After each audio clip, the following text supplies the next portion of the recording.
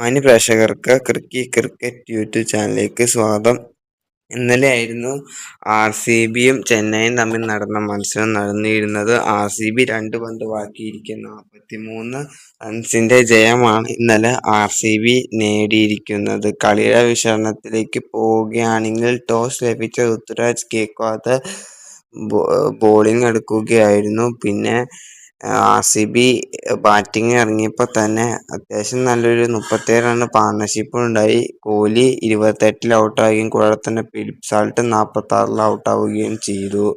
പിന്നെ പടിക്കലിന്റെ ഒരു മികച്ച 50 കണ്ടത്. പിന്നെ വന്ന ടിം ഡേവിഡും ഋതുരാജ് ഗേക്വാദും കൂടി നല്ലൊരു പാർട്ണർഷിപ്പാണ്. അവർ അവസാനം അടിച്ച് തകർക്കുകയായിരുന്നു ചെന്നൈയിനെ. അവസാനത്തെ 6 ഓവറിൽ 100 റണ്ണാണ് അവർ അടിച്ചെടുത്തത്. ടിം ഡേവിഡ് 25 പന്തിൽ 70, 8 സിക്സും 3 ഫോറും.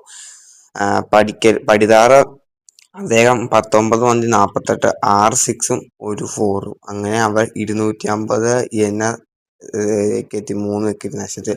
എന്നാൽ ചെന്നൈക്ക് തുടക്കം നല്ലതല്ലായിരുന്നു. തുടക്കത്തിൽ തന്നെ അവരുടെ 3 വിക്കറ്റ് പോയി. അവർ 30 തന്നെ 3 വിക്കറ്റ് പോയി. സഞ്ജു സാംസൺ ഇന്നും തിളങ്ങാൻ സാധിച്ചിട്ടില്ല.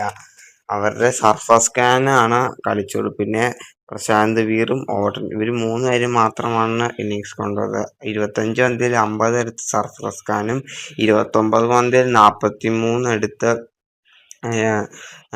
ഈ പ്രശാന്ത് വീറും 16 പന്തിൽ 37 എടുത്ത് ഓവർട്ടണും ഔട്ടാവുകയായിരുന്നു. അങ്ങനെ അവർ 19.4 ഓവറിൽ 207 ഔട്ടായി. RCB 2 പന്ത് ബാക്കിയിരിക്കെ 43 ജയം. ബോളിങ്ങിലേക്ക് നോക്കുവാണെങ്കിൽ തന്നെ ഭുവനേശ്വർ കുമാറാണ് RCBക്ക് വേണ്ടി 3 വിക്കറ്റ് എടുത്തത്. പിന്നെ ഡഫി 2 വിക്കറ്റ് എടുത്തു. കൂടാതെ തന്നെ ഇവർക്ക് വേണ്ടി അഭിനന്ദൻ സിംഗ് അദ്ദേഹം 2 വിക്കറ്റും എടുത്തു. കൂടാതെ തന്നെ കുനാൽ പാണ്ഡ്യ 2 വിക്കറ്റും എടുത്തു. പിന്നെ അപ്പുറത്ത് എല്ലാവരും റണ്ണ് വഴങ്ങുകയായിരുന്നു. ശിവൻ ദുബെ അദ്ദേഹം 2 ഓവറിൽ 30 റണ്ണും 1 വിക്കറ്റുമാണ് എടുത്തത്.